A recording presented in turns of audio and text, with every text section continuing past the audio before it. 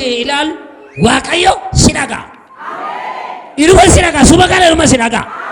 Harka qabitti naami. Suba kana inuma si dhaga'a. Raajota bichaa suba amma waan inuma si dhaga'a. Waan guddaan kun waan lafaaf samii kana uume inuma si dhaga'a. Itti naa wajja waati kana bara. Nan dhaga'u sedhe Waaqayyo inuma si dhaga'a. Nama si mara mata duree kana sammuu kee keessatti seef godhe qabaddu adaraa keela Waaqayyo akkana jedhitti dubbadhu sabannana sin dhaga'a Waaqayyo. Si jala andinne si dhaga'a.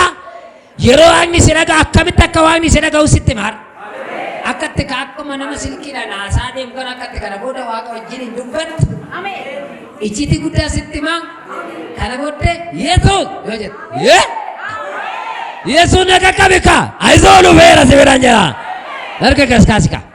Harka guddin diina kee. Sochoo si harka kee. Guddin diina kee abin jedhe maaloo. Hallelujah.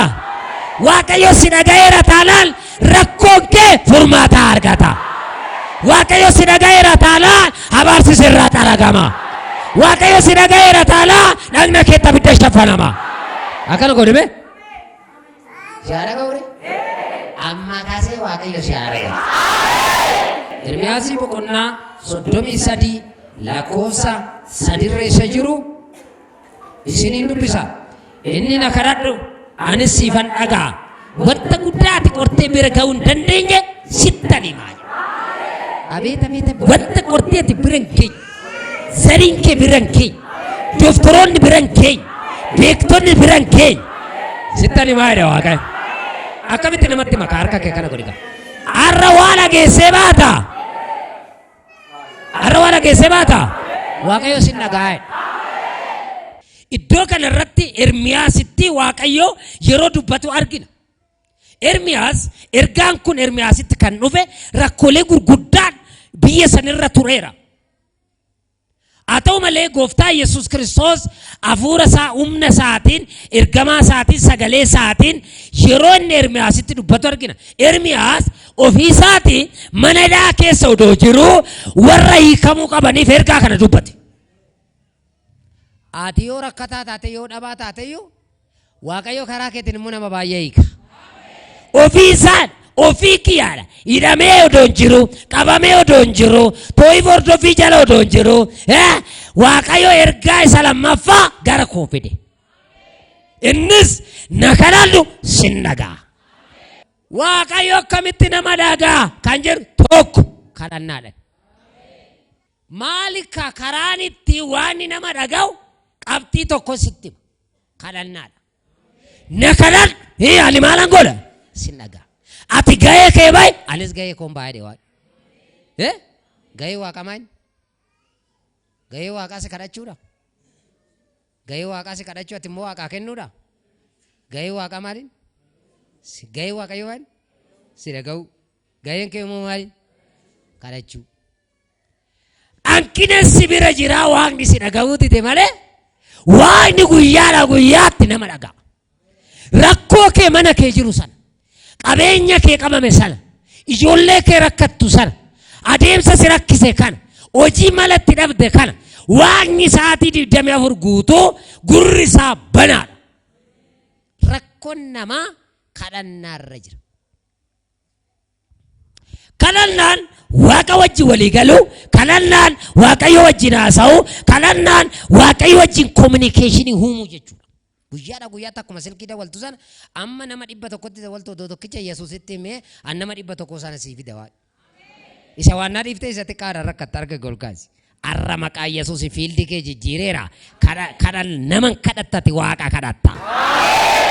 Kadhannaan kee dhaga'ameera. Na kadhadhu jedhe gooftaa Yesuus. Na kadhadhu inni jedhu kun naman kadhatin, naman gabbarin, namarra naman ilaalin, gira namaan laalin, hana Waaqayyoon kadhadhu. Namni hin kadhataa kadhannaan isaa eessaa akka dhaqu kadhannaa keenya murteessaadha jechaadha. Iddoo nuti jirtu murteessa odoo hin taane, waldaatti keessa jirtu murteessa odoo hin taane, haalaatti keessa jirtu murteessa odoo hin taane, si mataa keetu murteessa kadhannaan. Situ murteeffata har'a. Ermiyaas odoo hidhaa keessa jiru Waaqayyotti dubbachuu hin dhiibne. Rakkina keessa odoo jiru rakkoo cimaa keessa galee odoo jiru Waaqayyo ergaa fidee itti himaa ture. Achuma maneedhaa sun keessatti itti himaa ture Waaqayyo. Warri sababii hojii dhabeef ilaata, sababiin hojii dhabeef ilaata, sababiin barumsa dhabeef ilaata, sababiin qabeenya dhabeef ilaata, sababiin ogummaa dhabeef na dhaga'uu didee ilaata, sababiin iddoo kanaa jiraadhuuf ilaata, sababiin waldaa kana keessa jiraadhuuf ilaata, sababiin jireenya kanaa jiraadhuuf na dhaga'u, sababii warri baay'iftan irraa kaasaa dhiisaa. Waaqni sababii barbaadu odoon taane si barbaada. Ermiyaas hidhamee jira garuu ergaan isarra jiru hidhamaa miti. Ermiyaas hidhamee jira garuu Waaqayyo inni isatti dubbatu hidhamaa miti. Iddoo kamiyyuu yoo ta'es konkolaataa keessa haa ta'u, mana kee haa ta'u, karaarra haa ta'u, mana yaalaa haa ta'u, iddoo kam haa ta'u Waaqayyo si dhaga'a. Karaa kamiin? Karaa kadhannaa. Karaa kadhannaa kana keessatti seente taanaan Waaqayyo si dhaga'eera jechuudha. Kadhannaa jechuun egaa immoo Waaqayyo wajjiniin dudubbachuudha jechuudha. Waaqa wajjin dudubbachuu. Saatii meeqa Waaqa wajjin dubbatta? Feesbuukii wajjin saatii kee dudubbattu qabda.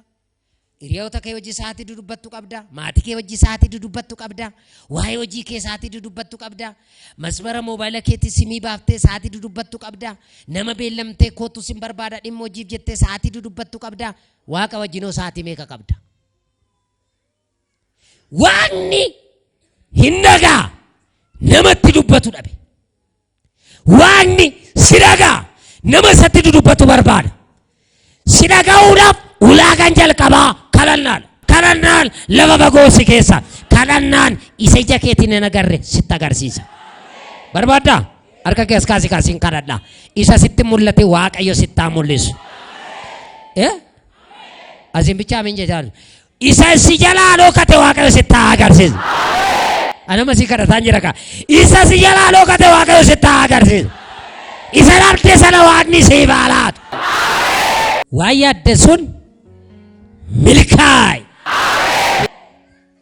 Milkaa'e. Saa milkeessu Waaqayyo.